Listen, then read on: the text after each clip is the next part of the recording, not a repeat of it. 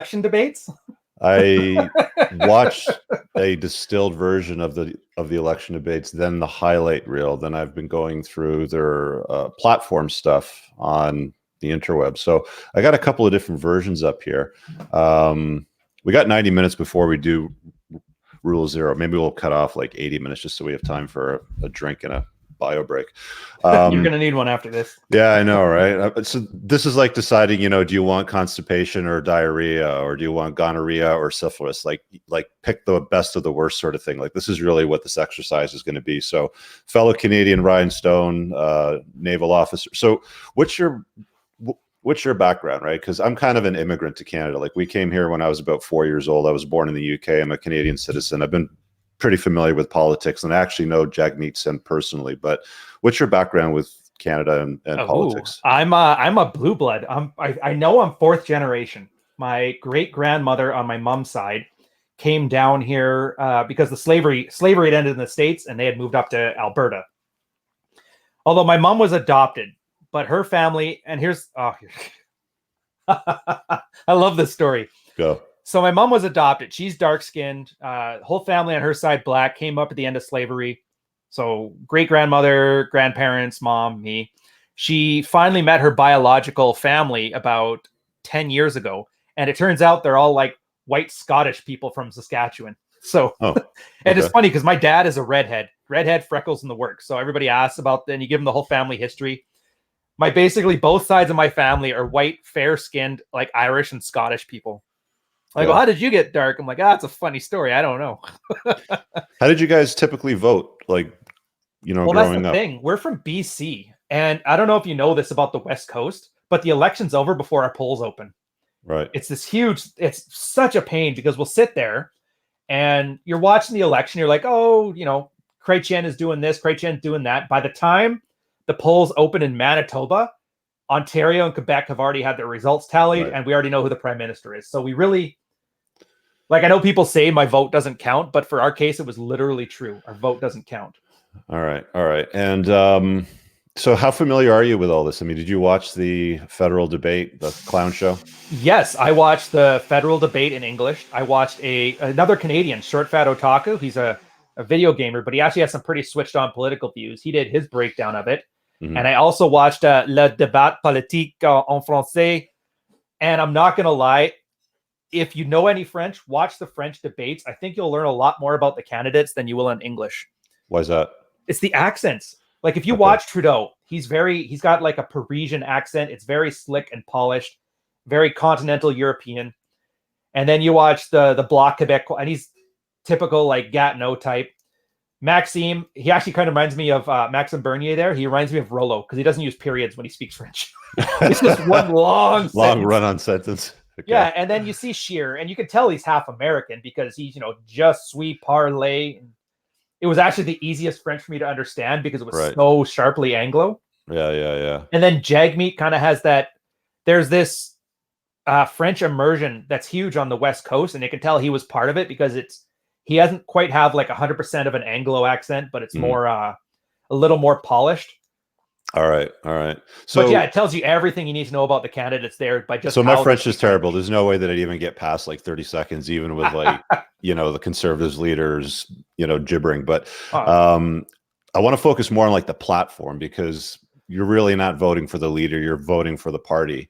Mm-hmm. And I mean, so it was around 2012-13 that I was doing some work on Bill 55 in the credit and collections industry, and Jagmeet Singh was working at Queen's Park, which, by the way, used to be a insane asylum. I don't know if you know that. That's where they put all the crazies. They used to put all the crazies there back in the day, but now it's now it's the NDP.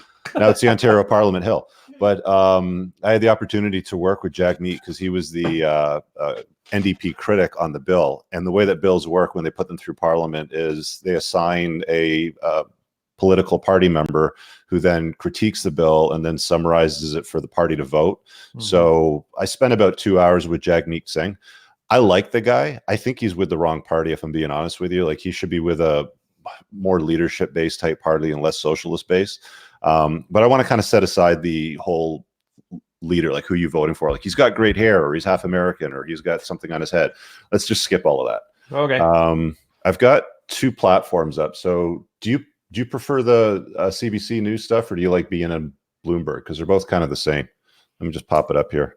It's like you said, would I rather be shot or stabbed? Yeah, okay. I think this one's visually easier for people to follow. So let's go through the platform items. I mean, we'll do as many as we can before we hop onto Rule Zero. And by the way, guys, Rule Zero is on today on Rolo's channel.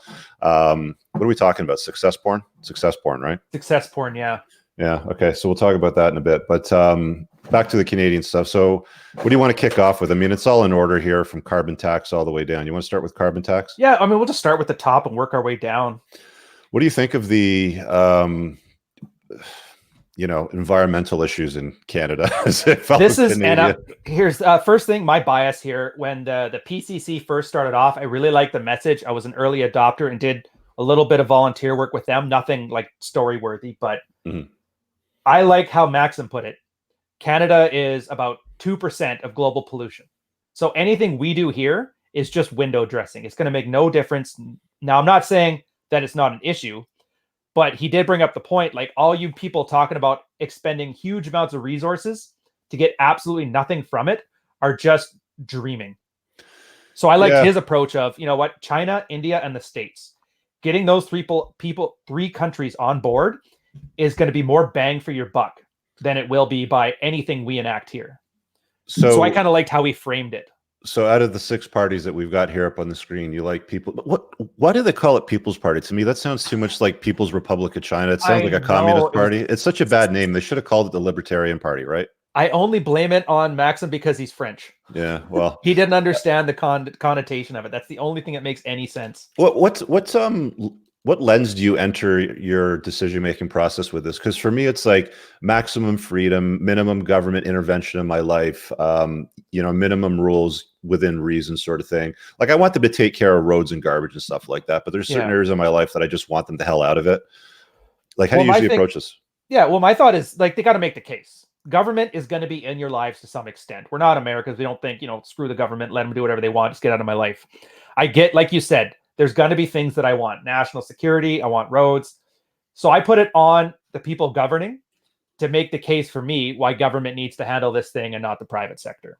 Fair so point. I'm open to it. And if they can make the case that healthcare is better off as a public good as opposed to a private good, then that's on them. And if they can't make the case anymore, I would rather we get rid of it.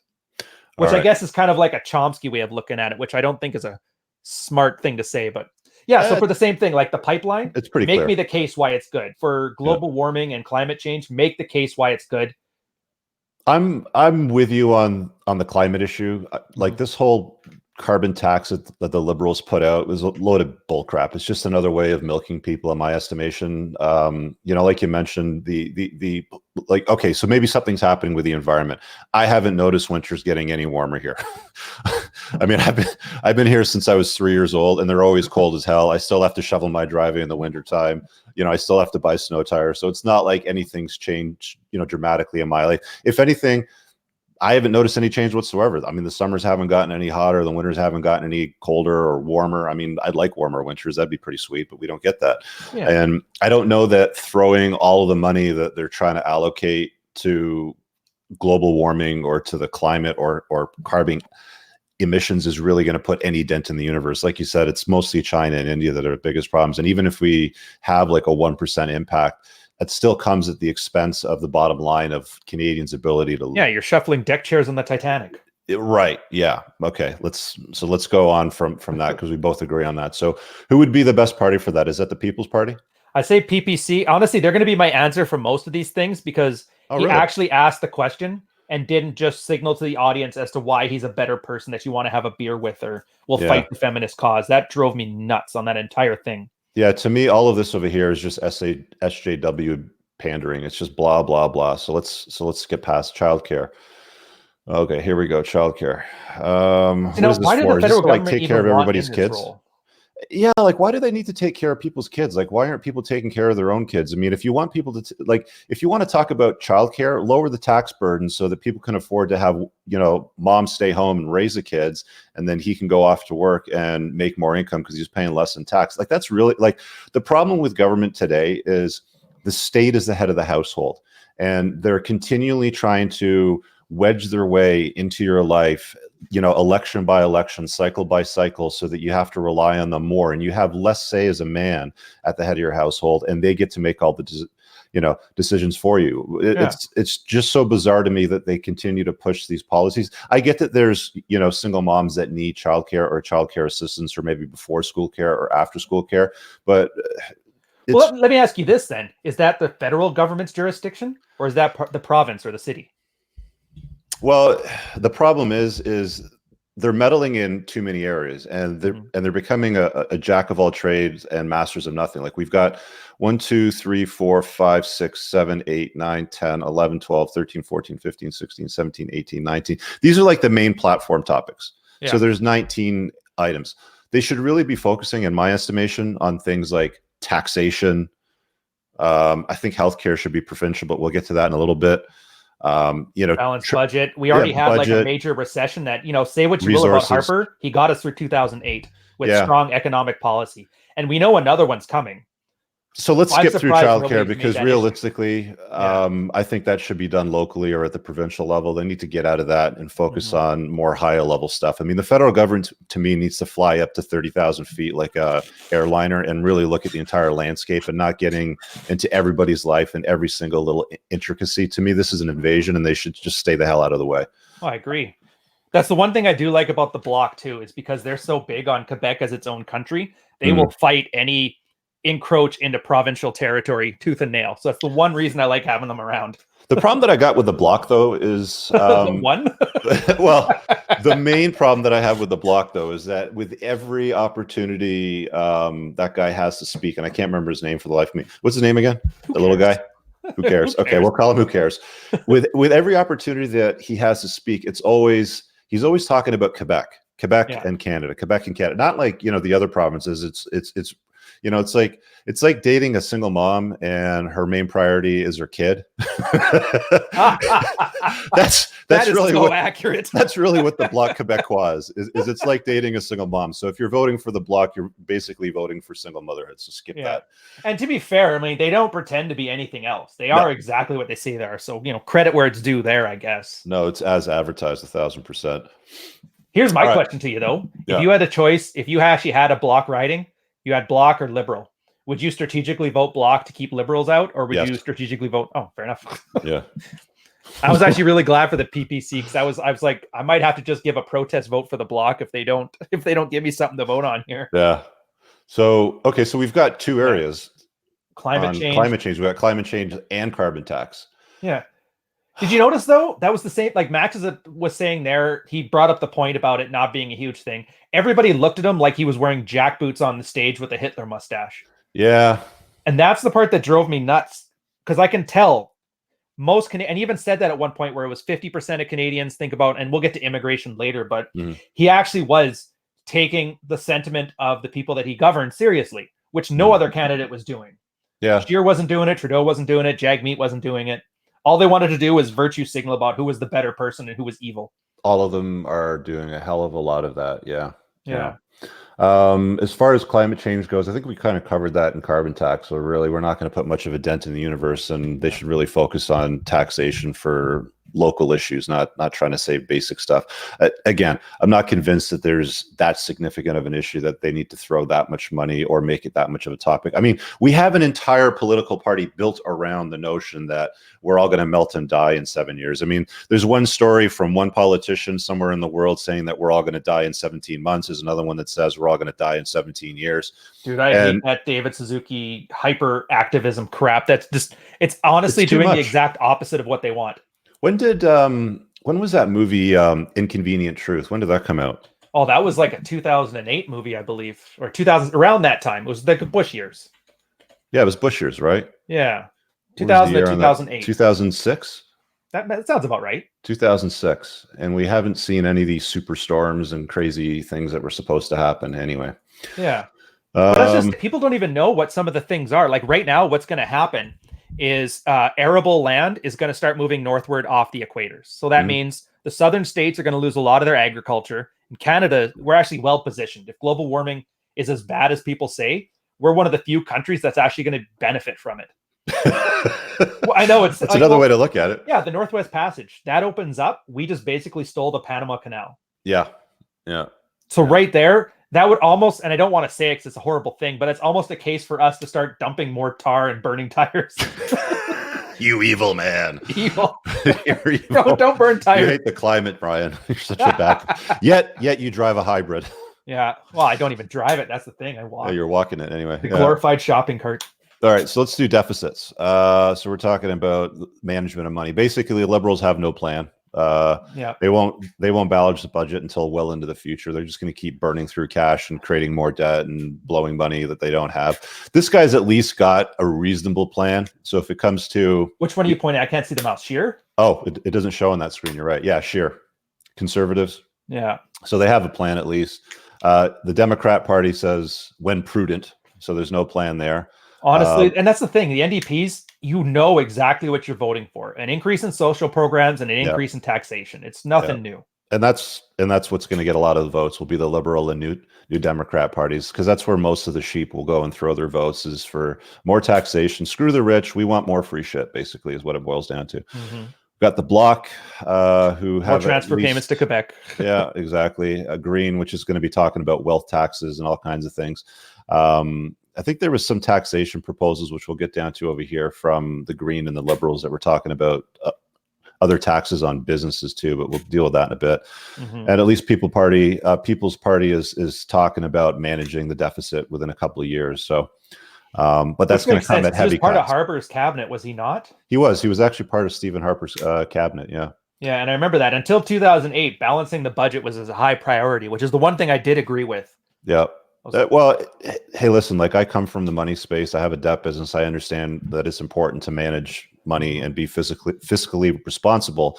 Unfortunately, the government is the only place in the universe that gets away with being irresponsible when it comes to money, with zero consequences whatsoever that they suffer. But it's the fate of the country and the economy that deals with the burden of the debt load and servicing the debt load.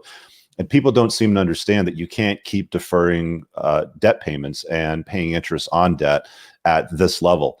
I don't even know what the debt load is. What is it? It says over here, 27.4 billion deficit, rising to 27. That's a huge amount of money. Yeah. Oh, definitely. I know America, and they're talking about trillions, but we're not America. Correct. We got like a tenth of the population. Right. Yeah. Yeah. But that's either way, and I get it too. There's arguments to be made for overspending in a recession so that you can save more money when times are good. The Bank of Canada may be printing more money to increase inflation, so that way our goods are more profitable when we export them. Like, there's all kind of nuanced cases, but nobody's talking about any of them. And that's my problem with this, is that you can't get a platform. They just want to say money good, or spending good, or saving good. But there's zero nuance about the economy, any kind of economic, nobody's skilled at it. Nobody knows what they're talking about. They're just saying platitudes and dealing with people who are too stupid to know any different. I'm just jumping ahead here on you on the education. I'm just looking at this. Green wants to get rid of university and college tuition and forgive any existing federal student debt. So free university and free debt. So when you've been in the debt business, when you forgive debt, somebody has to eat that, correct? Well, the government would. Normally, the loans are issued through a financial institution in connection with the government. So the government would have to basically take on that debt. So every student that's got, I don't know, 40 grand worth of student loan debt, the government's going to have to take that on and pile it into their deficit. Like, you just can't, highlight a box in an Excel document and then just delete it and go, poof, we'll just make that go away. So that makes sense. So a bank would have to eat the cost, and then the government insured against it. So they're essentially, the government is paying off everybody. Pay any costs. I'm pretty sure the government would probably make it cost free to the bank to facilitate the transfer, but they would be involved in the process for sure. Now that's the problem I had, where they don't make the case for me, which is, let's say that's true. Let's say I'll just pick a random number, $1 billion in college debt. And the government pays that all down. They're essentially saying, so you guys get rid of all your personal debt, I'll take on $1 billion of deficit. Now, if you can make the case that in 5 years, the economic growth that happens because of that will make $1 billion plus one in revenue from our tax base increasing, that's a no-brainer. That's capital investment. I totally can get behind that, but nobody is talking about it in those terms. Everybody's talking about it like it's just, free money, whatever. Well, here's the problem when you give away free education and write off all the debt without any boundary set around that. Like, if you live in a country where the focus is on STEM development, science, Right. technology, engineering, maths, and now they're adding A in there for arts. So STEAM is what the acronym is now. But I mean, if they're going to bury things in arts like language studies, basket weaving, gender studies, feminism, and all that sort of stuff. So we're paying to educate people to become more indoctrinated to vote for policies that are going to create larger governments and social programs and higher taxation and more money. You got to put boundaries around it and say, look, if you want to give free education or discounted education, do it for levels of education that work. Yeah, that actually becomes useful, that facilitates jobs, economy, purchasing power, manufacturing, science, technology, engineering, and math. Those are the main ones that are going to drive anything forward. But there's no boundary around that. It's just vote for me and you'll get free shit, right? Is really what a lot of these platforms say over here. Liberals, you know, they're really talking about something similar. They're talking about bigger grants. Green's talking about writing off shit. They're talking, and the conservative platform is probably the most reasonable one out of the bunch, where they're basically saying that they're going to give you the opportunity for registered education savings plan boost from 20 to 30%. So tax deferral policy and education. Yeah, which is far better than green free shit or liberal, you know, bigger grants here and there. People won't use it though. How many people do you know max out their TFSAs? Well, I do. How many people that aren't you? Well, most people should, honestly, because it's really the only way that you can grow some wealth tax-free in Canada. There's that in the RSP platform. Well, the RSP isn't even a wealth creation; it's just a tax deferment program. It's tax deferral. Yeah, you're right. Like you can only put so much in, because once you turn your retirement age, you can only take so much out before that tax ends up biting you in the ass anyway. Yeah. I agree. TFSAs are good. Almost nobody I know, and I know a lot of good earners, don't max out their TFSAs. I even have a hard time doing it. Like starting my business now, it's taking a huge hit, and that's where one of the costs are. Yeah, I talk to a lot of guys that are like, "Hey, man, I've saved up 110 grand, and it's sitting in my investment savings account, getting 1.3% interest." I'm like, "Awesome, your TFSA's maxed out, right?" He's like, "No, what's that?" I'm like, "Dude, you make contributions to your RSP, right?" "No, you know, should I be starting that because I'm like 31?" "Yeah, dude, you should be starting that like a long time ago."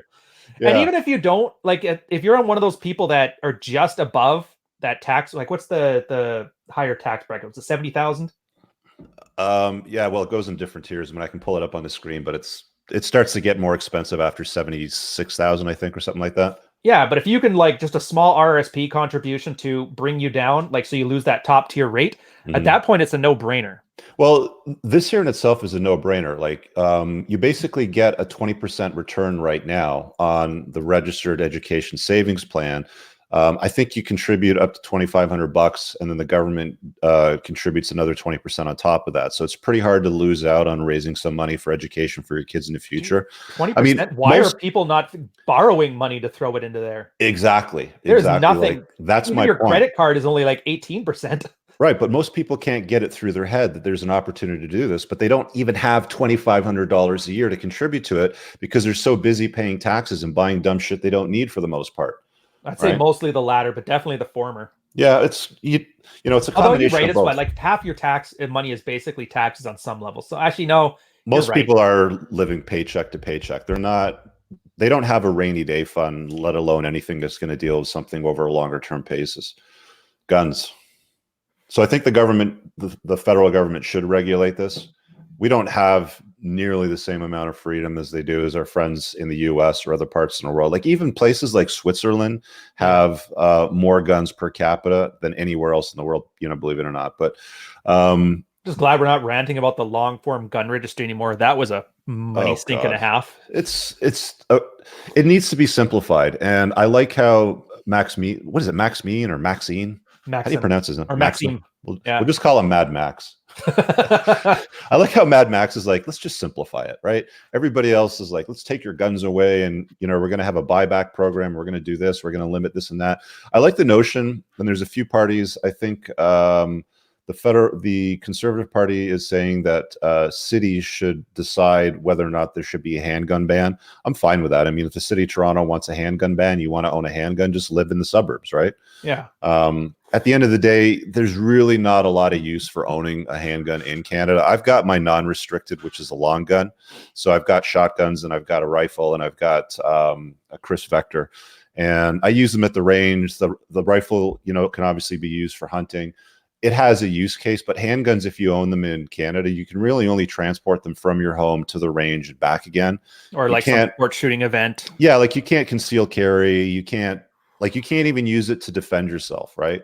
So there's plenty of gun laws already in Canada. I think this is like a non-issue, but what they're trying to do is they're trying to pander to all the bleeding heart socialists that are like, people are dying from gun violence, and it's really not happening. It's really, if anything, we should actually transition this to immigration policy. I think that would have a bigger impact than the gun policy. But yeah, I don't want to go there. You might call me jackboot as well. Well, this is just pandering to, again, it's just pandering to bleeding hearts. Like they're trying to get votes on things like this because they're trying to scare the crap out of people where it's really a non-issue. Oh, that we need to do something, even if that thing is completely irrelevant, not helpful. Yeah, it's total theater. 100%. Yeah, so to sum up, Conservative or People's Party would be the way to vote here if that's important to you.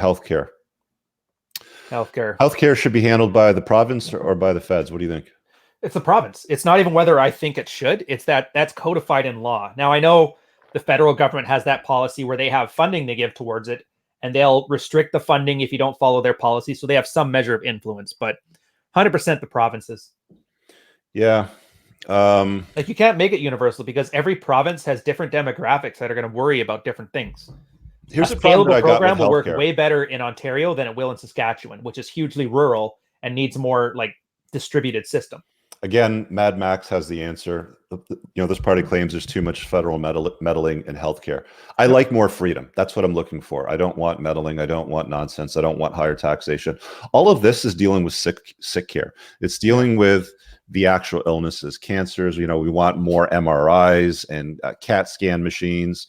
We're going to do critical next steps and expand to medical assistance and dying and blah, blah, blah, blah. And it's like, look, if you want to make a federal change to healthcare, how about doing this? How about banning sugary drinks like Coca-Cola?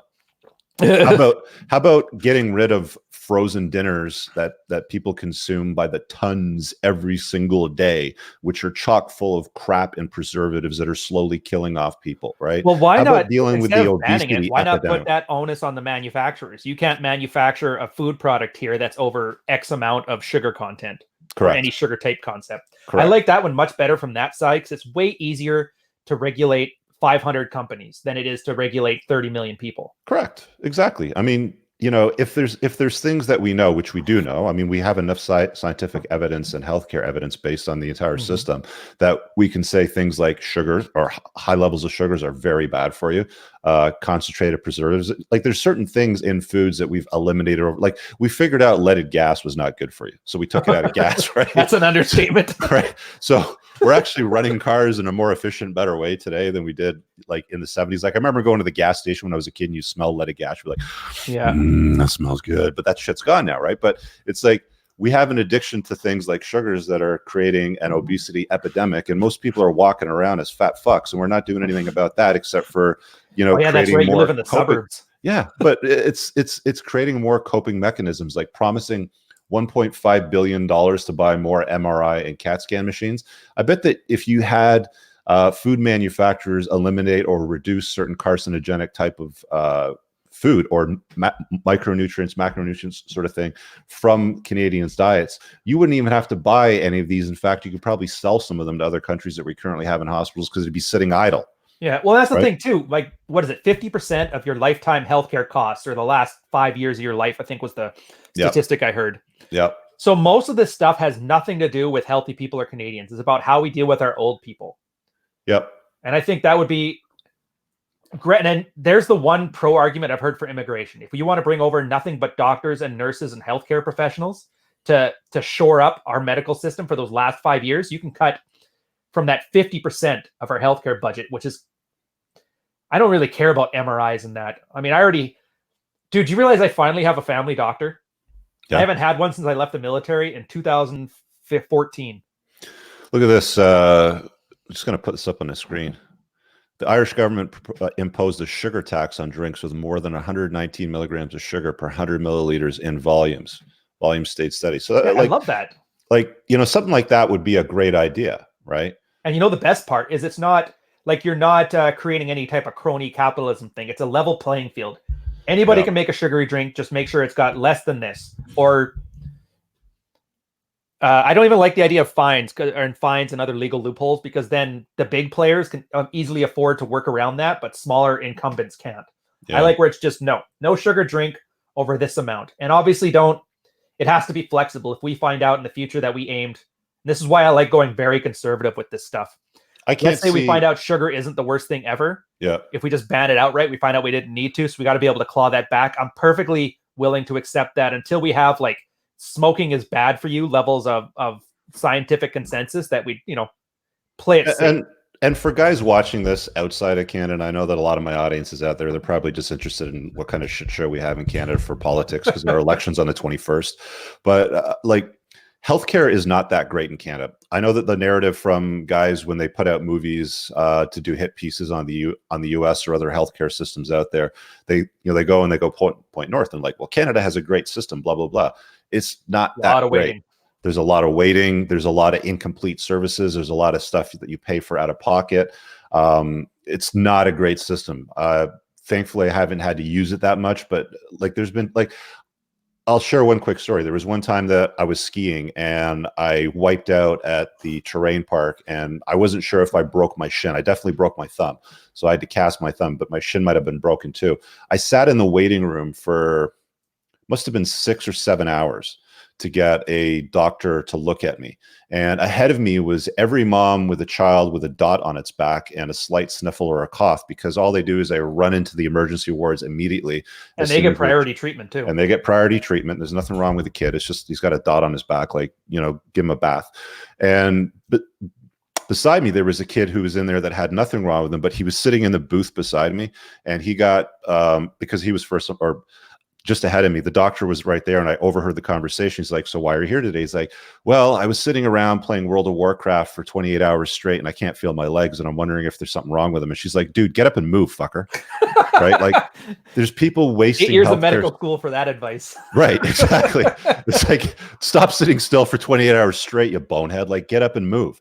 But we allow this to happen because the system is just a total mess, and it focuses on sick care and managing sicknesses and trying to give away more free shit that is not needed.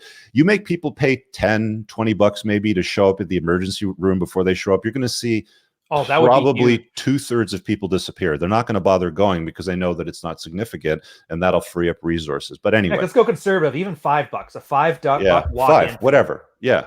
But it is what it is. I mean, all of these platforms, in my estimation, are crap because they're all talking about blowing more money, more healthcare treatments, allocating $1.5 billion to buy more equipment. You don't need that. I like the People's Party platform the best out of this one. What do you think? Yeah, 100%. Like I said, I've been following them since the start. I've been on their newsletter since the first day they announced. Yeah. Plus, I'm not a big fan of the CPC. There you go. Charge people for useless visit. And everybody rags about the Liberal Party, but they didn't win the election. They did a Trump. They just didn't lose. Yeah, they just defaulted it. I like this. Charge people for useless visits. You show up because your legs hurt after playing Warcraft for 28 hours. Send them a bill, bill in the mail for $50 for that 10-minute consultation. I don't know, something. Well, that's why I like the front-loaded one. It's like, look, if you think this is important enough for this nominal fee, then come on in. Mm-hmm. And I guarantee you put that. You see it all the time in Toronto. They'll have free events. I don't go to them anymore. Free something in the park, free this, because they're jam-packed, completely filled. Yep. I watched similar events, just a $2 cover, $5 cover, some nominal fee, and they're actually pleasant to be around because you're not jammed in like a Bangladeshi train station. No offense there to anybody from Bangladesh in your audience, but you know what I'm talking about. I'm going to try to pay attention to the super chats. Introduce a free market healthcare system. People will be motivated to take preventive measures such. Yeah, exactly. Precisely. Yeah, totally. Is that working in the States though? A lot. Well, the biggest problem in the States, because I mean, we're talking about things like banning sugary drinks. I mean, the reason why everybody's so fat and obese in the States is really because of the diet, and the government facilitates it. I mean, they allow people to eat this. People are stupid, right? Oh yeah. They just want convenience. People pay for convenience, and it's a lot easier and cheaper to eat like a sea donkey than what it is to eat like a champion. It's a lot more work, right? They don't want to do it. Part of the whole do your work concept. Do you remember though when the 2-tier system was coming out earlier, and that's what they were pushing for? I think that was a conservative platform in the 2000s. Yeah, I like that because healthcare isn't like taking your kid in for his measles vaccinations is not the same thing as going in because you need surgery for cancer or you broke your leg. Mm. Emergency services, preventative services, and like I don't know what the word is, like the cancer stuff, the stuff that's long term. Those are three separate things. And I think separating them into public and private coffers based on which is economically more sound is a much better option. Yeah. Because that's why you had 8 kids with colds in front of you while you had your leg broken, because they're all treated as the same line. Dude, they didn't even have colds. They had like a dot on their back. I remember this woman showed like had parents lifted up the shirt of her child's back and is like, I don't know what this dot is. What is this? And the doctor's like, don't know. Doesn't look like anything. Why don't you take the kid home and come back if there's more? Jam, yeah. Housing. Liberals want to build 100,000 affordable homes over a decade. So more free shit. How does the federal government building homes anywhere? That should be more of a local thing, like a city-state sort of issue. Like 100%. Mayoral issues should be brought down into city issues. Like the federal government has no right deciding where and when to build affordable homes. I mean, all it is really free accommodation, right? They don't pay much in the way of rent. Yeah. It's just a Band-Aid solution, right? I mean, if you want people to have housing, you know, and I know the federal government did this with an immigration thing before. It was yeah, we'll get to they were bringing people in from Syria here, the economic migrants, or which everybody just called refugees now because that's more humane. They set them down here. They gave them hotels and living for like a year, and then they cut off funding after a year. And so you see cases of like very well dressed Syrian immigrants like panhandling on the street because they were just told, yeah, come on here. Everybody in Canada is given a house. Yep. And then after a year, they're like, oh, I had to contribute too. Yep. So it's setting the entire system up for failure. And I don't like it. Well, I'm not a big fan of anything on this Liberal platform for housing here, the way they've broken it down. Oh, it's ridiculous. These are all promises. Loans. Can you even if they wanted to, could they do any of this? Would they have the jurisdiction to? I don't think they do, or I don't think they even should have the opportunity to deal with things like housing. Housing is something to deal with the city. Toronto, Ottawa, they should be dealing with their own housing issues as they see fit. Exactly. Right. That was the one thing I did like about Scheer, though. I don't know if you caught that part where Trudeau started signaling about how Ford was a bad man and this kind of stuff, and he goes, "Well, if the minister wants to get engaged in Ontario political things here, he's more than happy to run for the Liberal Party of Ontario and get out of this election." Yeah, they were looking for a leader or something. Yeah, they're looking for a leader. Yeah, that was a little bit of a jab. I like that. 20% green homes tax credit for up to $20,000 spent over 2 years to pay for energy saving renovations. You know what blew me away with energy? I mean, this kind of ties into climate change, but there was a policy that we had here, and I think the incentive ended, but they were sending out flyers like crazy to put solar panels on your house. Right. And that way you would earn some rental income from the state having their solar panels on your house as it would feed back into the grid. And I had this guy come over and he gives me this big sales pitch and he's like, the government's going to buy your hydro at something like 43 cents per kilowatt hour. And I'm looking at my hydro bill and it's like, well, off peak, I'm paying like 7 cents per kilowatt hour. So why would the government pay 43 cents per kilowatt hour for expensive panels at a much higher premium? Well, they're trying to green technology, this, that, and the other thing. So what they're really doing is they're paying a multiple many times over what the going rate is, what you're buying it for off the grid. Yeah. And like all of these, they just need to stop doing dumb shit. Like, oh, I agree. Like the smallest bit of common sense would show you that makes way better off taking that money and investing it on making cheaper solar panels until they're worth 7 cents a kilowatt hour. Correct. All of these platforms here for housing, I don't agree with. I think it should be handled at the city level. What does People's Party say? Maxime says blame for high housing costs, Toronto, Vancouver. He's talking about immigration being the issue for the high housing costs. And there's some truth to that too. Oh, huge truth. I'm wondering if China hits a recession, what happens to Vancouver's housing market? What does he say here? I want to vote for Bernier and the PPC, but I'm worried that if I don't vote for our beta conservative leader, Andrew Scheer, then Trudeau will. Yeah, he's right. There's the one. All right, look. I'll tell you right now, Trudeau's going to be back in with a minority government. That's guaranteed going to happen. But here's why I'm voting the PPC. He gets 5% of a vote. They get political funding for their campaign the next election.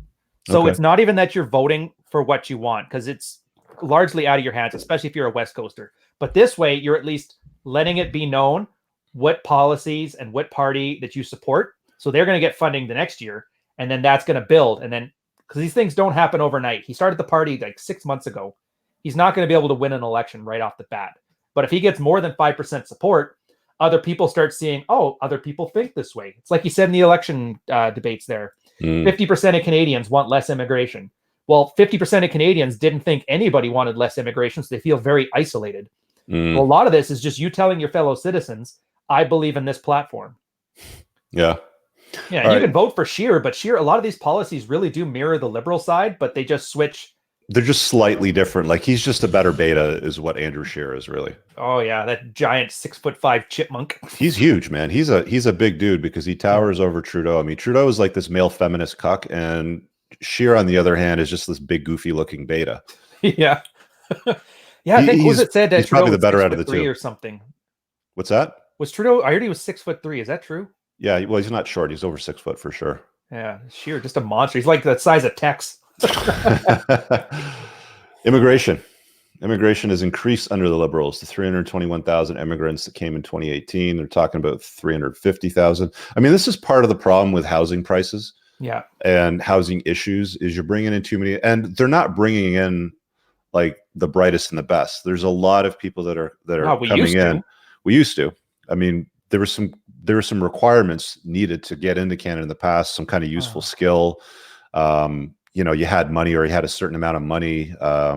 Oh yeah, Quebec. You're bringing children. The Quebec economy for 5 years. That was like you were bringing children, like you were going to do something to contribute, right? Whereas today, a lot of the immigrants, I'm not going to say most, but a lot of the immigrants, like a friend of mine's a nurse practitioner, and he was dealing with a lot of the Syrian refugees that were coming here. They were putting up in hotels and shit, and he burned through a lot of billable hours that he sent to the federal government, dealing with medical issues and injuries that their government didn't take care of. So they come over here, they get free housing, free healthcare, monthly allowance, they get free medical care. He's digging shrapnel out of their leg and all kinds of shit like that. Yeah. Well, how tinfoil hat do you want me to get on this one? Because I actually got a lot on this. Go say something.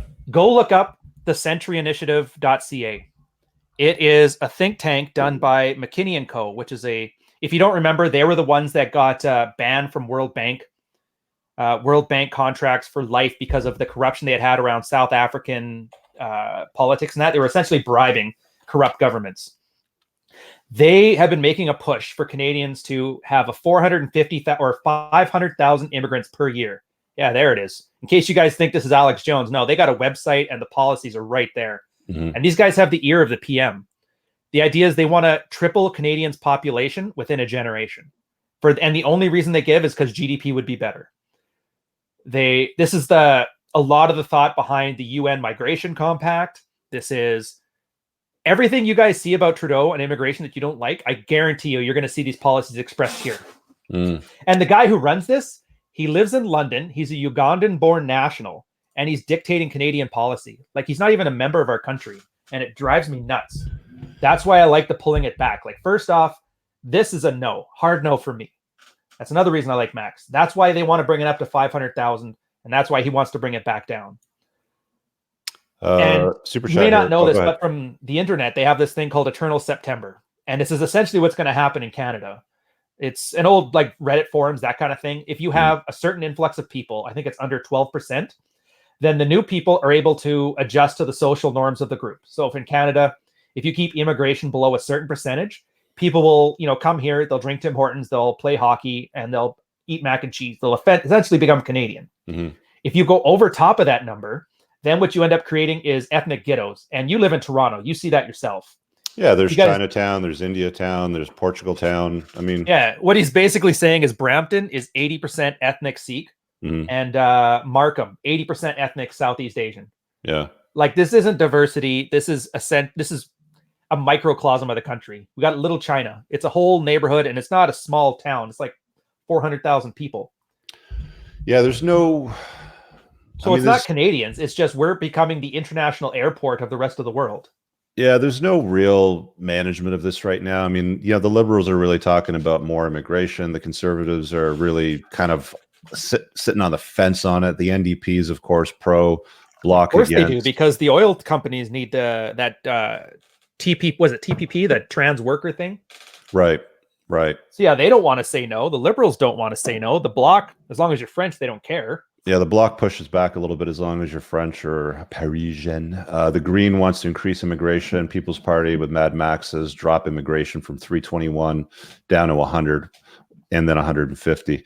Wants fewer refugees, which I agree with. I mean, there's only so many people that we should be taking care of. We have enough problems within our own borders with people living on the streets and below the poverty line that we shouldn't be worrying about taking care of other people's problems. I always like to say on my channel, whenever I'm doing broadcasts, things like this, like, don't make your problems my problems. Yeah. I think the People's Party would minimize it. So based on that concept in this area, they would get my vote. There's a super chat here from Kid Mac. He said, should Bernier rerun or get someone else? Who else? I don't know. Who else are they going to put in place? But, you know, the election's coming up in a week, so let's work with what we got right now. Indigenous people. Oh, boy. Where to start with this shit show? Hey, let's throw money at it and not hold any of the peoples accountable. Yes, right now there's huge problems, but if we throw money at it, it'll all go away. This is the worst thing ever. This is literally my pet minority project. Keep enough Indigenous peoples alive that when the Olympics roll around, we can dress them all up and throw them in front of the world for a couple dancing numbers. Like, fuck. This is honestly, like, I know we always joke around. Everything is like, this is full on systemic racism. I would love to be an Indigenous. I mean, even in today's climate or in climate from 10 years ago, I mean, like, you don't pay any taxes. I mean, your tax rate's F all, right? Yeah, but have you ever been to a reservation, at least in BC? Have you ever been to a reservation? I think I drove through one. I think Manitoulin Island's a reservation. Like, there's no taxes on gas. There's no taxes on pretty much anything in the stores, right? Yeah, but nobody owns anything. It's exactly like the way the land's owned by the band in the States. Yeah. Like, you know, raised in the ghetto in Compton or whatever. That's our Compton. Yeah, I think there's plenty. I think there's plenty in place right now. This is kind of like a mood issue. I don't really see it as being significant to the future of the country. What about jobs? Yeah. What do you think about? Okay, let's talk about minimum wage because this is my pet peeve, right? Ooh. Let's keep jacking up minimum wage. Liberals want to raise the federal minimum wage to $15 an hour. What these idiots don't get. I saw these two old ladies at the movie theater last night, right? I went and saw Joker. So I see these two old ladies, these two old British ladies, and they're trying to figure out how to use the kiosk to buy their tickets. And it's like, well, Marlene, I don't really understand. Back in my day, we had somebody at the counter that would do this for us, and this is just too confusing.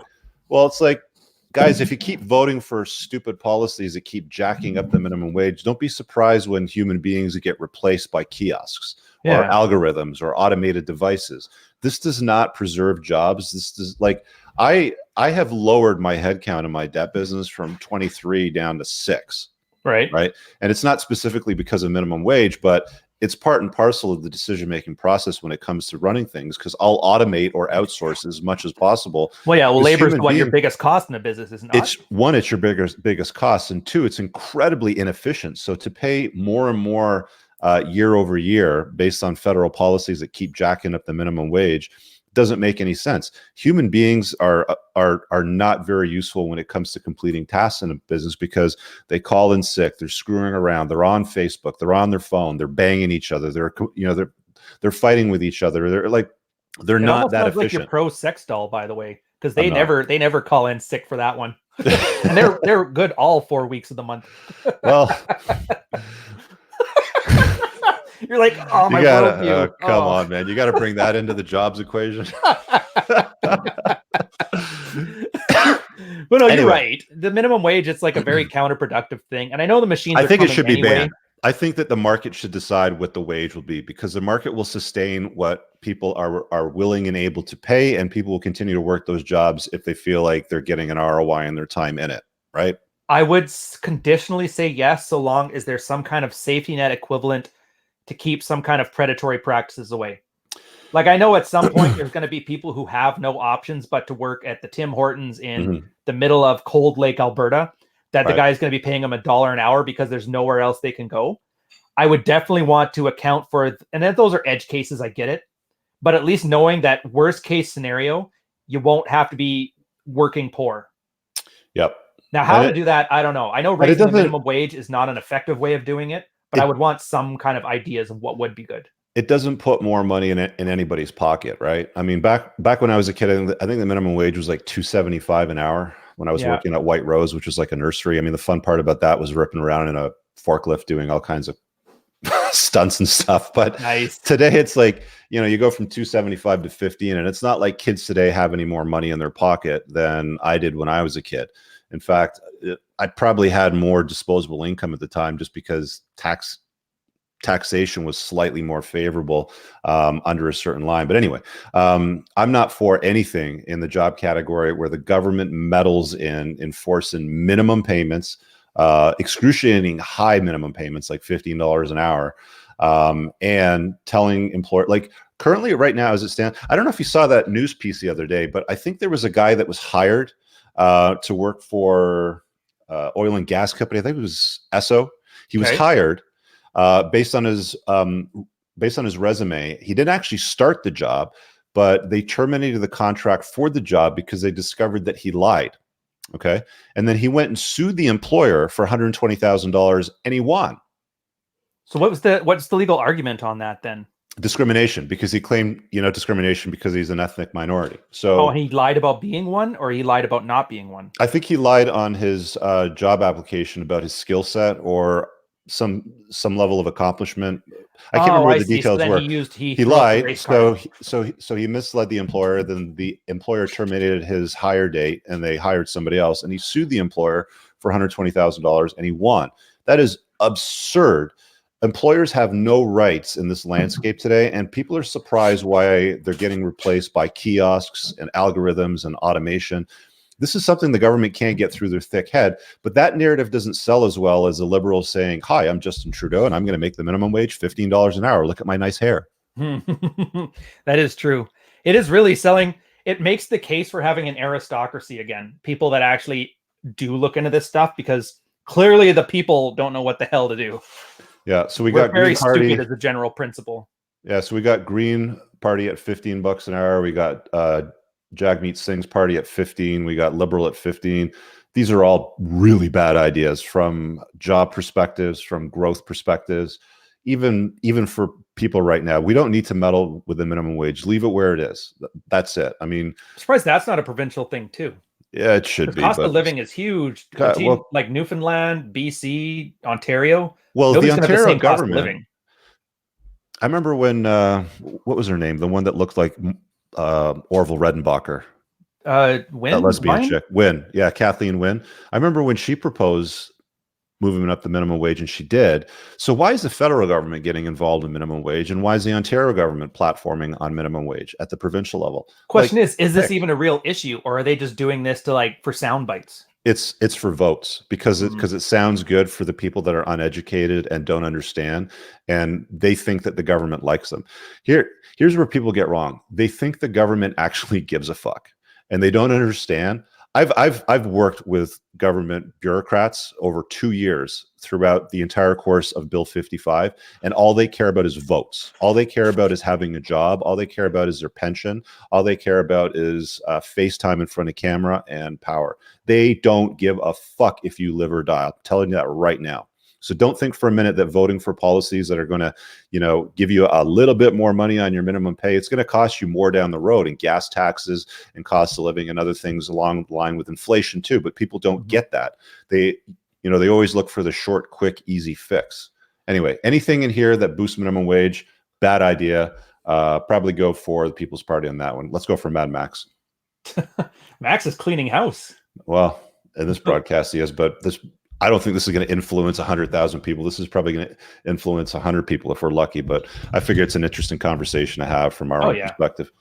Manufacturing. I didn't even know about this one. This is apparently a platform item, dude. We've got 30 minutes before Rule 0, so let's try to get through these a little quicker. Yeah. Chunks raise, handed out. Liberals handing out chunks of the $1.33 billion raised from retaliatory tariffs, the U.S. steel aluminum sector across Canada. No announcements regarding manufacturing. Well, here's the thing. When you make minimum wage $15 an hour, manufacturing doesn't make a lot of sense in Canada. You're going to offshore it somewhere where minimum wage is a lot lower, or you can use robots to do things like that. Yeah, pretty much. I don't know. This is kind of a mood issue. I'm going to skip Sounds good. Besides, I remember softwood lumber tariffs and that, so I see the Liberal Party doing the exact same thing again, and that basically destroyed my hometown. Yeah. So now, NAFTA, here's something to scrap. Well, all right, go ahead. No, I mean, just scrap the whole thing. Scrap it. Yeah, okay, let's skip over that. F it. We'll get a little closer to the finish time before we can, because I want to get to taxation too. Pipelines, just run the damn pipelines. Why are we still talking about this? Because Quebec wants to pay, they want a bribe to do it, or like a payment of some sort, if I believe. And BC wanted some assurances that Alberta would clean up the mess if they had an oil spill, which is definitely going to happen. And Alberta refuses to invest properly into that preventative measure. So basically, nobody wants to pay for it, but everybody wants it. Everybody wants it, but nobody wants to pay for running it. Yeah. This one, I don't envy who has to solve this problem, because I really don't know what to do about it. Who's got the best platform for running this pipeline? That's just it. I can't think of anybody. Somebody has to be willing to stand up to Quebec, which nobody will do. People have to be willing to actually force Alberta to invest in proper like environmental protections to appease the coast, which they won't do. So I don't know how the federal government's going to have enough pull to do that at all. They've actually put legislation restricting movement of oil tankers in BC. Yeah. Well, we have the hardest to navigate waters in the world. The Straits of Juan de Fuca are notoriously difficult. High winds, like you'll have a list of like 45 degrees. So you're posting. Yeah, I've sailed them a bunch. You're pointing this way, but your ship's moving this way. So tankers aren't going to be able to handle that. And there's a huge amount of variation in the depth or in the draft. So it's very likely that you take these containers that aren't used to these kind of weather conditions in here, and one of them is going to crash. We even lost a ferry a couple years back. Like a giant BC ferry crashed against the rocks because it couldn't handle the weather condition. And these guys do it for a living. So an oil tanker will crash. And the area is so hard to navigate that cleanup efforts would be like that Valdez oil spill. Peanuts compared to what could happen here. And that was in Alaska, right? Yeah. So there's very serious concerns. So it's not issues with icebergs or anything like that. It's really with navigating the straits to get to ports. Pretty much. And that they have no protect. They're just saying, yeah, we'll be fine. We'll just hire good drivers. Like, no, that's not good enough. Okay. So I don't like it, not because of the environmental aspects. If they're not going to take it seriously, then I shouldn't take their offer seriously, is my thought on it. Okay. So who's got the best platform? I always just go with PCC on this one. Actually, I'd say Greens on this one, because I mean, that's May's riding. So it's the one thing she has an interest in. But she'll just say no for off oil by 2050. Yeah, well, that part's pretty stupid, but that's not going to happen. No, we're not going to be able to get off oil. But yeah, again, it's one of those things that I don't even know what a successful thing would look like. I just know I'm not going to sign up for something that sounds good because they're being very laissez-faire about it. Look at this, Andrew Scheer says the credit is available to seniors making less than 80. Most seniors don't make $87,000 a year. I mean, if you're retired, they're not making anything close to that. I've seen income statements in my debt business, and most people that are on pensions or retirement income, it's basically at the poverty line. It's very, very low. Right. And again, I mean, this brings back the case of the whole immigration issue. Why are we saving 350,000 people a year when we have our own people that have contributed to the tax system their entire freaking life and they're barely living above the poverty line? Well, isn't that the saying too about that? You can have a social safety net or open immigration, like pick one. Yeah. Small business. All right. This will be a fun one. This is one for you. We've got the Liberal government, which hates entrepreneurs. Yeah, they're very corporate. Party got lashing from small businesses after proposing tax reforms and had to backpedal. Justin Trudeau basically called, I can't remember what the exact words were or what the sound bites were, but he was basically saying that business owners are taking advantage of massive loopholes and profiting in such a tremendous way that they are all scammers. And I got to tell you, like, as a small business owner, I'm offended as fuck because I pay enough in taxes to probably support, at least personally on my own personal income, I probably support at least 10 single mothers right now. And then when it comes to the corporate taxes, that you end up paying through payroll source deductions, employer health taxes, the list is long and long. Everybody goes, the healthcare system in Canada is so great and it's free. Well, for your information, there's an employer healthcare tax. I think it's 5%. I got to check with my account, but it's around 5% last time I checked. And you're paying 5% tax on payroll. I think it's out over $350,000 a year. And most small businesses that have at least 4 or 5 employees are probably paying that out minimum. So they're collecting a shitload of tax revenue from small businesses. And this prick's got the balls. What has he done in his life? He's a substitute drama teacher, a ski instructor. First pickup artist prime minister. Yeah, first pickup artist prime minister that knows how to put on a turban and do brown wrap or brown face or whatever they ended up calling it.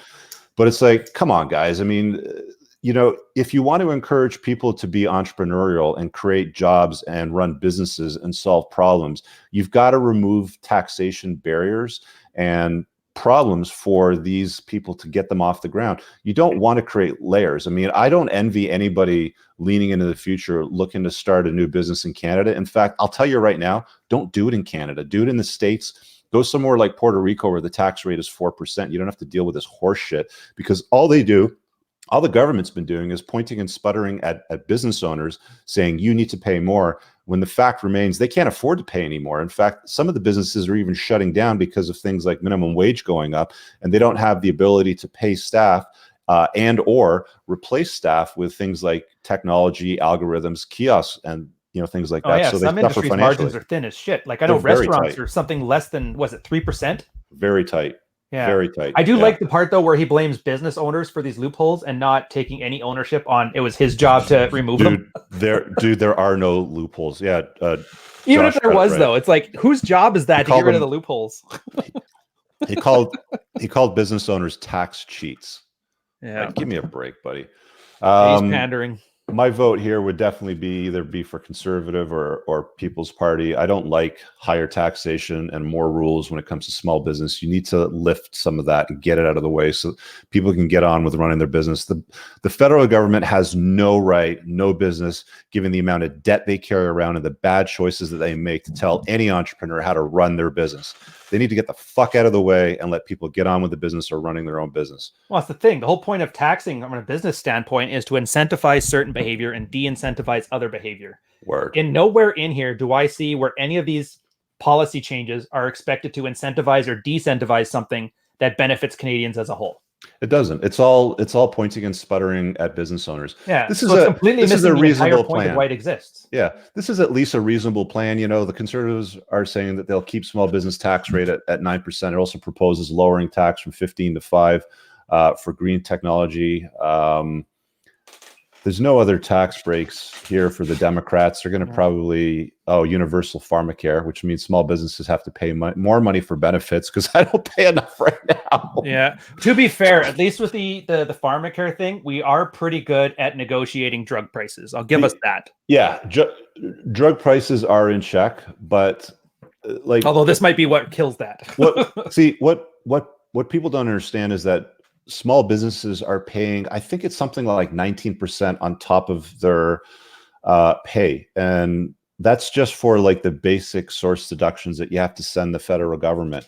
It might even be higher, close to 25% if I drill down to all the details. But if you're paying somebody already $15 an hour, you really got to add another 20% on top of that to factor in the source deductions, employment insurance, employer health care, and all that sort of stuff. See, and there's a case to be made for this stuff too. Like, let's say our healthcare system is functioning adequately. Mm-hmm. You paying that 20% rate, and then you finding that employees being absent for sick leave or any of those costs disappearing because of it, I think it would be a no-brainer case. If you had 100% productive employees, because anything that they had health-wise is dealt with by this, you'd probably be more okay with it. But the problem is they're not. No. People are still getting sick. They're getting sicker, and the healthcare system is eating the strain. So now you're paying for something and you're not getting the incentivization that you're supposed to get. No, it's all over the place. Yeah. But that's the thing. I don't think they can promise a perfectly healthy population regardless of the caste. So making you pay for something that they can't promise on is no wonder why people are very angry about it. If the government was a business, it would have been out of business a long time ago. They would have burned through everything and shut down and gone bankrupt. But here we are today looking at their bullshit platforms.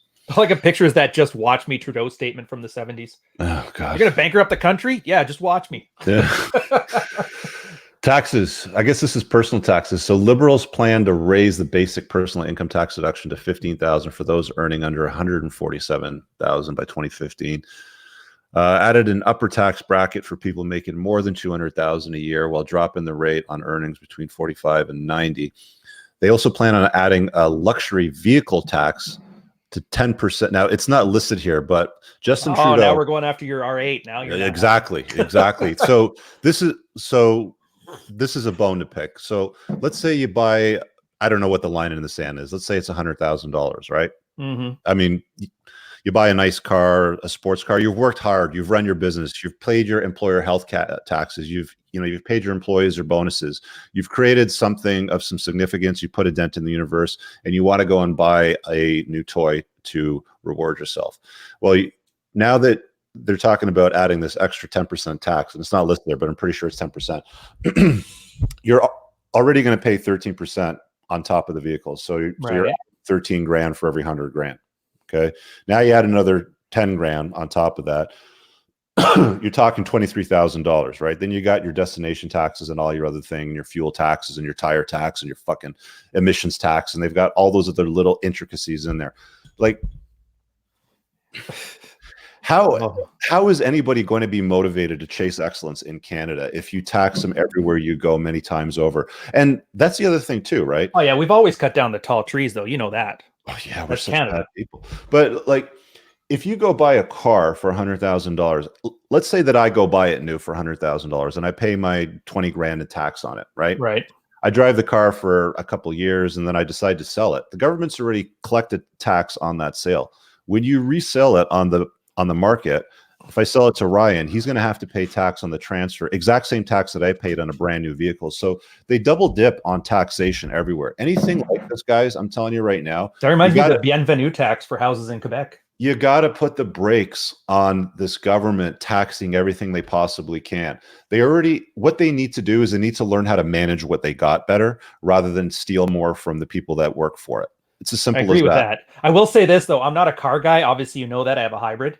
So I kind of look at this the same way you looked at that sugar tax. Yeah. Because I have no love for guys with BMW 3 Series who honk their horn like an ass at 3 a.m, or those giant Land Rovers that jam up the roads.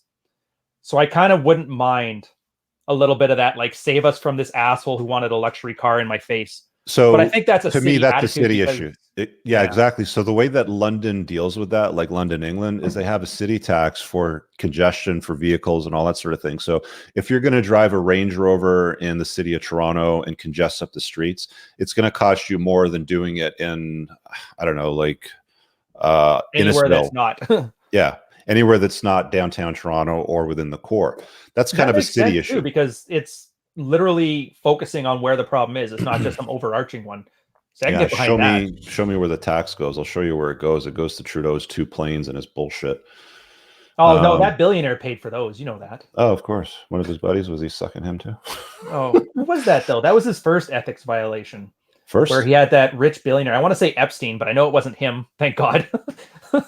Last thing I want to hear is to Epstein's affecting our government there. But yeah, they brought him to that island, flew him on his private jet and all that stuff on his dime. And then Canadians were mad. Like, did you just let a billionaire fly you on vacation to your eyes wide shut island? What the fuck are you doing? Yeah. It's almost, it's almost as bad as his SNC crap.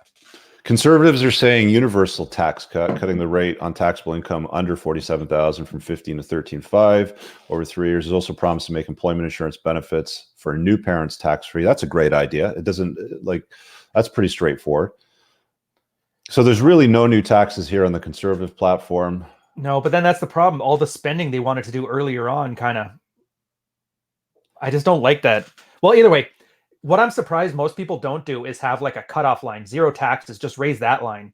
Because if the poor people are really that hard off, instead of raising the minimum wage to 15%, why not just completely remove income taxes below however many thousand a year? Yeah. It's the same money at the end, but you're not putting the onus. I mean, the taxpayer's paying it for it either way, but at least it's not going through the employer. So the employer still has the incentive to keep employees on and not hire kiosks.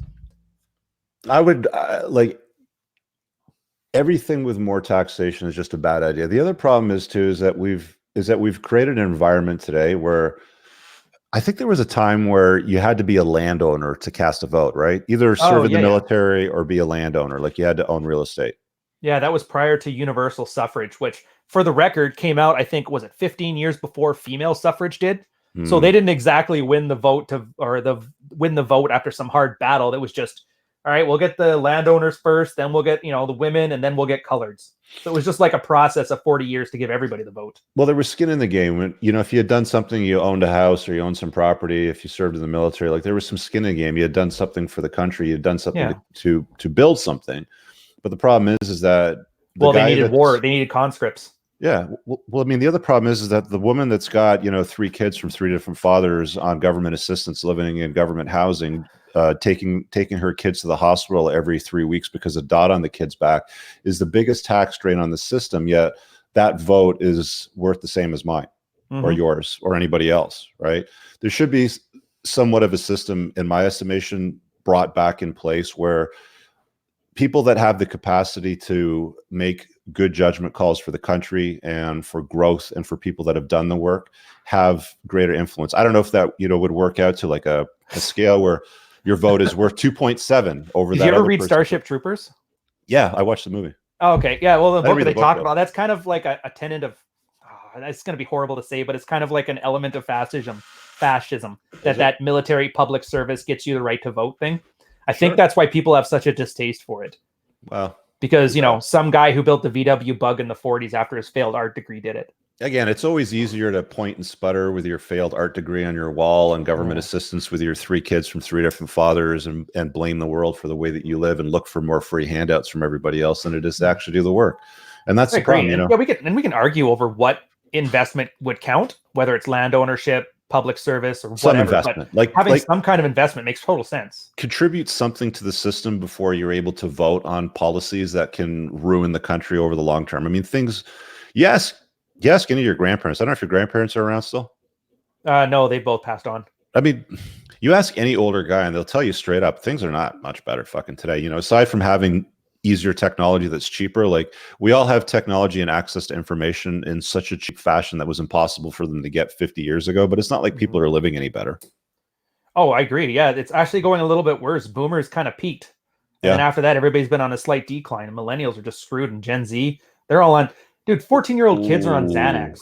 Dude, look at this. The Greens want to increase corporate tax rates from 15 to 21%. That would destroy business. Also apply corporate tax on tech companies like Netflix, Facebook, Google, Airbnb. How are you going to tax these guys? They won't be able to. They won't because they're all registered for all the revenue in tax havens like Ireland or Cayman Islands or whatever. Yeah, and that's why I like Mad Max, because he didn't talk about it during the debates there, but a lot of the problem is then they're hiding their money offshore. Yeah. And so if we start adding these oppressive taxes, they're just going to find better ways to offshore it. So we're potentially just taking money out of the economy. Correct. And so I like his approach that, even if I'm sure the extreme levels where you drop corporate tax to 0, but then that incentivizes them to bring all the money back into the economy. Now, is that a better situation than a taxation rate? I don't know. But it's a conversation that nobody seems to want to have, which drives me nuts. Because they're supposed to be smarter than me. You guys have economists on staff. Why are you not telling me how this is supposed to work? Why do I have to guess on an internet forum? We're almost done here. We got like 17 minutes before Rule 0. Technology. They don't know. Liberals promised to cut cell phone bills by a quarter. How about cutting access to screen time for kids by a quarter? How about that? Or just allow cutting selfies by 1/4 for women seeking attention on Instagram. Yeah, if they, ouch. I don't if think you're taking 4 pictures a day, you can only take 1 a day. But dude, if they want cell phone bills to go down, they stop with this oligopoly we have now with Rogers, Shaw, and Bell. Just start bringing in external players. And the Canadian Telecom Act, we don't want to have Canadian businesses taken out by international companies. But you know what? If they can't offer a service that's as on par with the rest of the world, then maybe we kind of need to have those industries die. It's crazy, man. This technology stuff they need to stay out of. How has government got any skill whatsoever or proven it any kind of successful track record managing technology? It's SaskTel, I think, is the only version or the only one that had Saskatchewan. It's business that innovates, and it's during times of war that we innovate. Yeah. We're not in any kind of serious war right now or world war, but those are really the 2 times where innovation comes out, and technology is part of that. And I don't think any of these government officials have done anything of any significance when it comes to technology or running a business that they should have any input whatsoever in setting plans or guidance to tell businesses or the country itself how to manage technology. I mean, yet they want to give away free money to colleges and universities and ban tuitions and wipe off debt for everything, including gender studies, right? Yeah. Meanwhile, that's all administrative costs anyway. I'm surprised they don't use crown corporations more, where it's a company, it's a separate company, but the government is just the sole shareholder. I think that's how it's organized, is it not? I don't know. But I mean, that's a decent system. So yeah, you can, like, I think BC Liquor switched over to that model, but This is all the meddling government again. gets all the revenue from it because they're the shareholder, but the company is still run like a business and they still have their own business interests.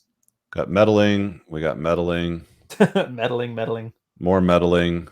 You know, more bad ideas. You know, stay out of the way, like the conservatives are saying. What does Mad Max say? Has blamed high cell phone rates on CRTC. Promised to get out of telecom. So he wants to ban CRTC. I think Josh said here PPC will kill CRTC, which is not a bad thing. They're not very, like, the purpose that they existed for is no longer here. They're like the NATO of cell phone coverage. All right, let's do the last one, and then we're going to go back over to Rule Zero in a bit. Transportation. Why is this federal?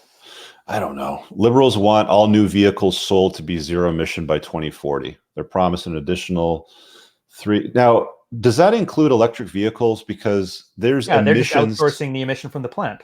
Well, it's just transferring the emissions from the tailpipe to the coal factories to, you know, the machinery that's digging the holes in the ground to get the lithium or whatever they're using to make batteries. Like, there's always going to be emissions tied in. This is just more virtue signaling, in my estimation, right? It's NIMBY. NIMBY? What does that mean? Not in my backyard. I Okay. I don't want my car to have these emissions. Somebody else can handle that. As long as my neighborhood is nice and clean. Public transit funding to support major projects, including building a link between, really? Like, what's wrong with the ferries? Wait, which link are they talking about there? It's apparently they want to build a bridge or a link between Newfoundland and Labrador.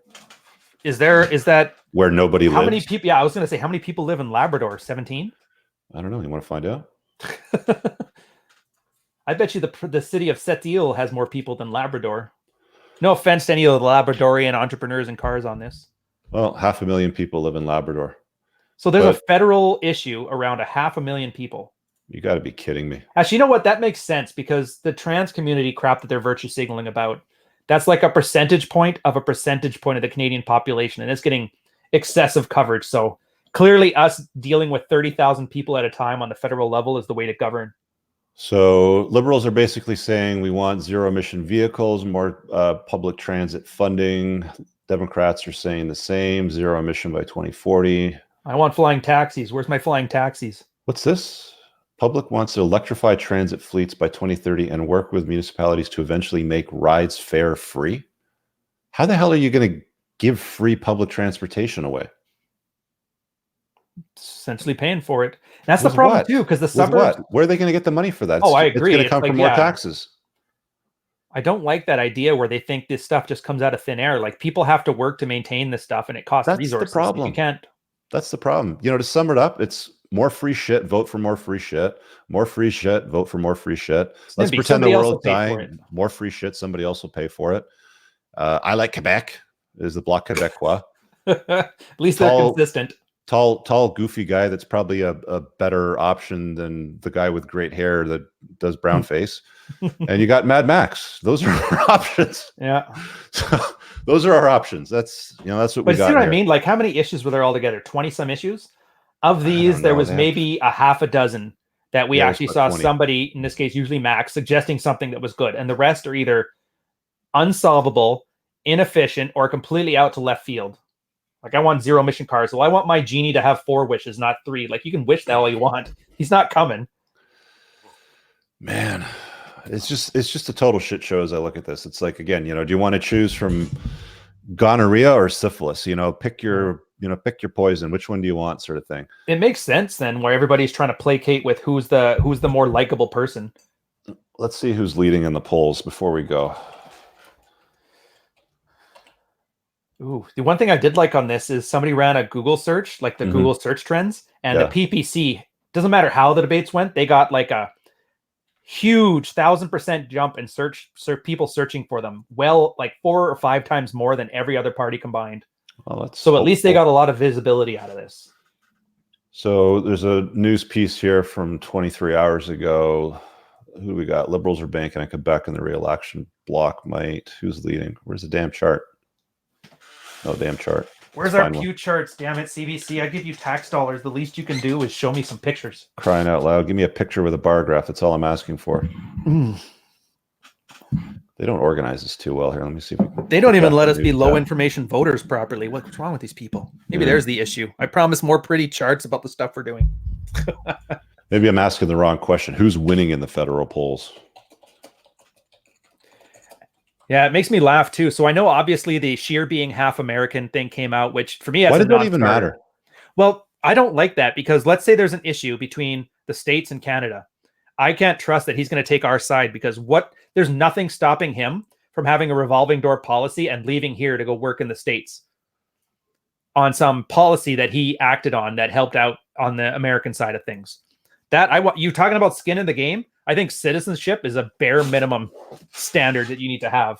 Well, is he not a Canadian citizen? He's a dual citizen, so he can technically be either one whenever he wants to be. And you know what? If you want me to invest my one federal vote on you, the least you can do is show me you're equally invested in this goddamn country. So, and none of this, well, if I win, I'll renounce it. No. You want to run with the big boys, you renounce it now. Say what you will about Trudeau, at least he's a Canadian citizen, even if he is a crappy one. So apparently in the news they're saying Liberals are banking, the Bloc is ruining the Liberal plan, so they're taking votes away. Let's see the poll tracker. Here we go. You just became pro-Quebec. Here we go. Share screen, poll tracker. Who's winning? It's tied. Conservatives, Liberal, NDP's 15, PPC's. What does PPC need to have official party status? He said it's 5%. The problem with that is you vote for them, then there's a chance that Justin Trudeau could win it, right? But either way, it's going to be a minority government. You can't do shit with a minority government anyway. It's not like you can. Yeah, honestly, I think a minority government is the best outcome. I don't even care who's in charge then, because you need at least one or two other parties behind you to do anything. And it'll lock things down enough that nobody's completely stupid. But the NDP will steal from the Liberal. The Bloc will steal from Liberals. The only ones that are in the way of the Conservatives, the PPC. The Green Party will just have May's seat. Nobody else cares. Yeah, there's an interesting comment. Justin is half Cuban, by the way. So do you get, let's kind of end the note on some comedy, because for those of you that don't know, Justin Trudeau's mom had it on with Fidel Castro when they were visiting Cuba, and 9 months later he was born. He looks nothing like let's just see what this dude over here looks like. Oh, Pierre? Yeah, you definitely can tell Justin and Pierre do not look the same. It's not even close. Yeah. So you're actually voting for Fidel Castro's son. Yeah. First, Pierre's 5'7". Secondly, he's blue-eyed. Thirdly, he looks like a bag of smashed assholes. I thought it was can of smashed assholes. Yeah, well, whatever. And fourthly, he's the only Canadian prime minister to initiate martial law. So he actually had some balls. So it's definitely not Trudeau's kid. I wonder how Justin feels about this. There we go. Well, I'm sure whatever he feels about it, he'll never give us an answer anyway. Oh, yeah, there it is. There you go. See this guy? Fidel Castro, Justin Trudeau. Yeah. Fidel Castro, Justin Trudeau. Pierre Trudeau, Justin Trudeau. Do you see any resemblance? Can you zoom in on that one? This one? Yeah, can you zoom in? All right, let's see if we can. Oh, yeah, it's not there. No, you can't see it. He is not that. He is not his son. There's no resemblance whatsoever. Anyway. Yeah, you're right. It's just, yeah. Well, I don't really care. I actually don't care about him being blackface either. Yeah. Or this. I don't care. Whatever. But since I don't like him, it's a nice reason to not like him. So thank you, Justin, for that. It's just another reason not to vote for him. I mean, you know, he's going to get all the feminist votes because he's a male feminist. He's going to get, he's going to get a lot of votes. He's good at it. He's firing women and everything. He's pretty bad at it. He's fired his indigenous, what was it, Supreme Court? Oh, Attorney General. Attorney General fired her. She was indigenous. And all she was doing was pointing out corruption from SNC-Lavalin, which is officially the most corrupt company in the world, if I'm not mistaken. She was doing her job. By the World Bank. And he also fired something like 2 or 3 female cabinet ministers because they disagreed with his policies when it came to certain things around political correctness. I just don't like the guy because he's a prick. He's just a politically correct, brown-nosed, butt-kissing prick. Yeah. Oh, his governance is horrible. And I'd say that too. Even if he ran things like Harper, I never liked Harper, but I can't say he didn't run things well, even if I didn't agree with what he did. Yeah. Like, I still miss Stats Canada. I think he's set that back horribly. But at the same time, like, I get why the miss me now memes are coming back. Like, yeah, I'm I with kind you. of do. I'm with you, Ryan. I think I'm going to give it to Mad Max. Let's see if we can get the Libertarian Party. He needs to change the name from People's Party to Libertarian Party, and then see what it does next round. But this is the shit show that we live in within Canada, guys. On that note, let's wrap it up. It's been almost 90 minutes. It was fun talking about this. We're going to head over to Rule Zero in about 5 minutes. We're going to be live on Rolo's channel. Ooh. So look for that on social media. I don't have a link I can pop right now, but if you go to Twitter and just follow Rolo Tomasi there, then you'll have a link. It'll probably be up towards the top. Topic is success porn. How do you define success porn? What's that all about? That's selling people on the image of success without giving them the tools to get there. That's Bingo. how I would define it. Bingo. So we're going to do a broadcast on Rule Zero there in about 4 minutes. So let's go do a bio break, and we'll see you guys all over there in a little bit. All right. Good. Thanks for having me on, Rich. This has been a blast. Brother.